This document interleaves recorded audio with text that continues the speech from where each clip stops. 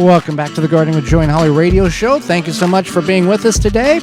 You've got time for your garden questions and our garden answers. Question and answer time. Send it on over to gardentalkradio@gmail.com. That's gardentalkradio@gmail.com, or give us a call toll free coast to coast at 1-800-927-SHOW. That's 1-800-927-7469. If we can't get to you, leave a message and we will call you back. Going to go to the hotline. We have a question from Jeff listening to us on Joy 1340 AM and 98.7 FM and on our flagship station here in Milwaukee, Wisconsin. Hey folks, this is Jeff R. I live in southeast Wisconsin, suburbs of Milwaukee. I was just listening to your show about garden pests, which, like all your shows, was amazing. And I heard you talk about beetles, but I don't know if you guys have this problem recently. My problem isn't beetles, it's slugs. With all of the dampness in the weather that we've experienced in southeast Wisconsin, I've got slugs running amok in my brassicas and in my peppers. Now, I've used beer traps to actually some pretty good effect in both the peppers and the brassicas, but every night at about 8 o'clock, I'm still out there just hunting for some slugs and making sure that the beer traps are all full.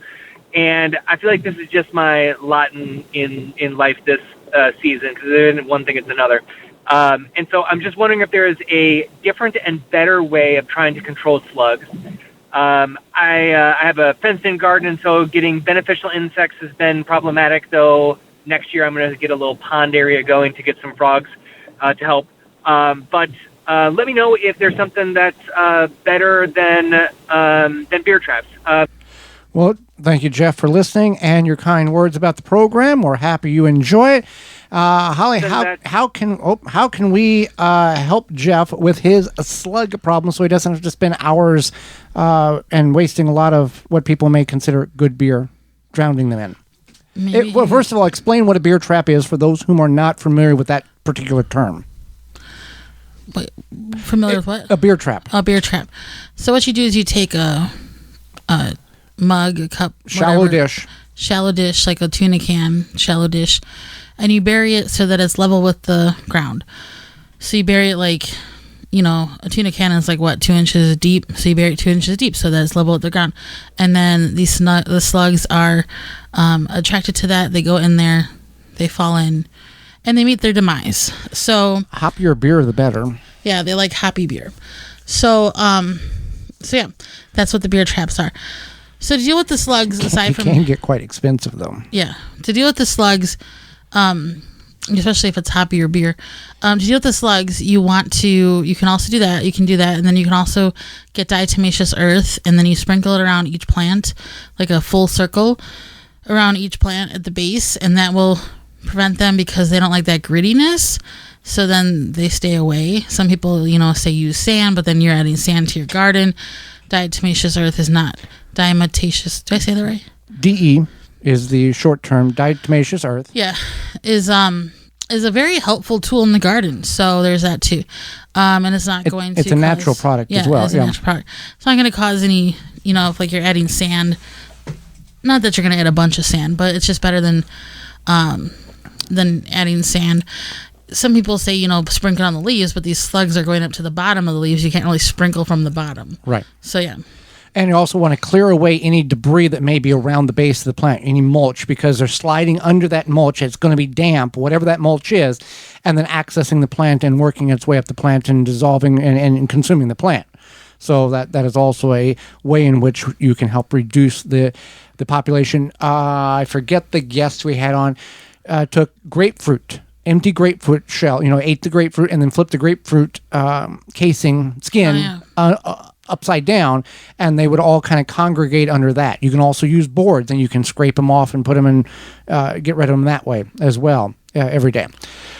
Why are my cucumbers so bitter? Well, cucumbers taste bitter from a number of reasons, including stress, the plant poor watering, temperature, fluctuation, pest, disease, cross-pollination issues, meaning the plant we talked about in segment 1, that you've got a cross between a couple of varieties and they don't jive very well together, so it creates a very off-tasting cucumber.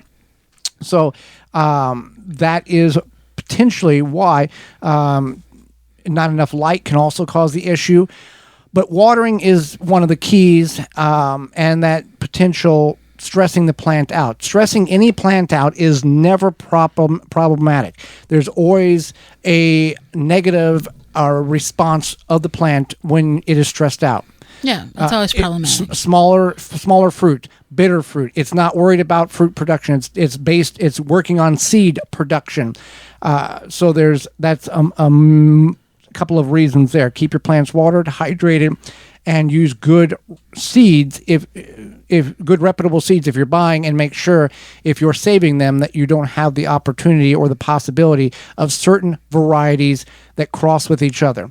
What is it? Pumpkin and zucchini, or pumpkin or squash and zucchini can cross, and then you get this weird looking squashini. Squashini. It looks like a spaghetti squash, but you cut it open and it has it looks like a zucchini, and it's not very good. No, it's kind of weird. It's not. It's very dense and kind of mealy. Yeah. I think it was mealy. Yeah, it's not very good.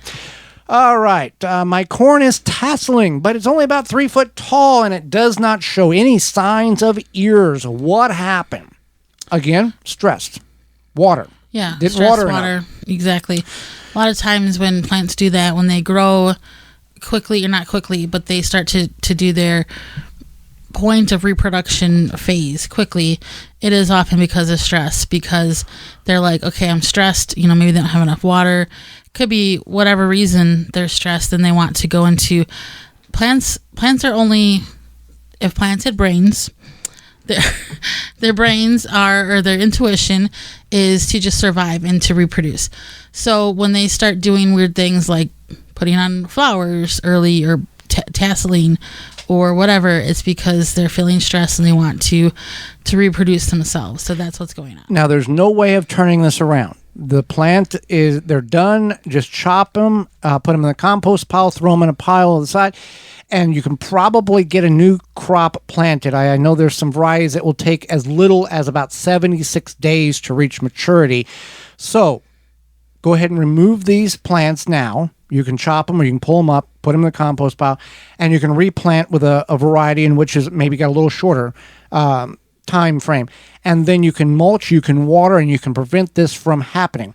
Or rip them out and plant something else in that spot. Go to your local farmer's market and buy sweet corn that is grown locally for like quarter to 33 to 40 to 50 cents an ear.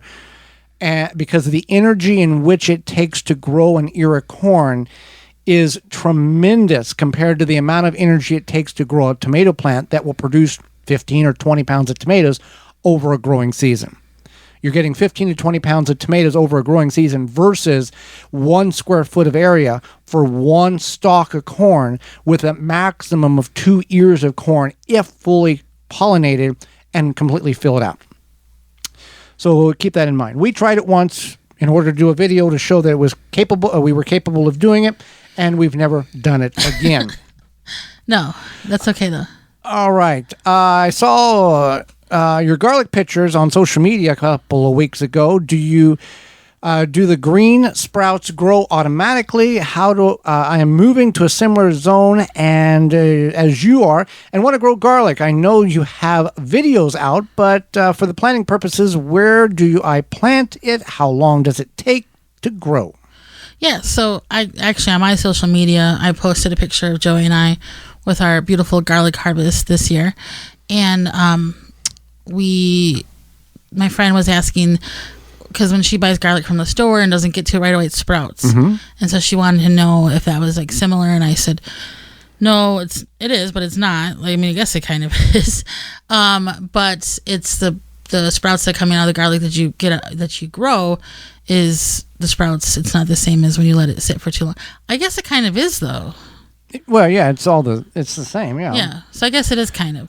Anyway, I explained that, and then also you plant it in October, harvest it in late June, early July, so it takes up some real estate. You don't necessarily have to plant it in a garden bed. You can put it in a flower bed or along the side of the house in that type of situation. And needs pretty much full sun. Right. So, yep. So, with that being said, we are out of time, and we've reached the portion of the program where we discuss what we learned today. So I learned that with seed saving, you want to keep them in like a paper envelope or something, not plastic. I never really thought about that, but that is smart. So I learned that the average during the pandemic and even after garden products and merchandise was $616 on average, meaning there was people spending a whole lot more and there was people like us spending a whole lot less. But that is a tremendous amount of money to be spent. And you spend your money on however you want. Just that was a shocking number to me. Right. I could tell. So what we learned today is brought to you by honeybeehealthy.com. Whether you're a gardener, a bee hobbyist, or a professional beekeeper, Honey Bee Healthy Inc. has the products to help you maintain a healthy hive and thriving garden. For more information on how to use Honey Bee Healthy in your garden, visit honeybeehealthy.com.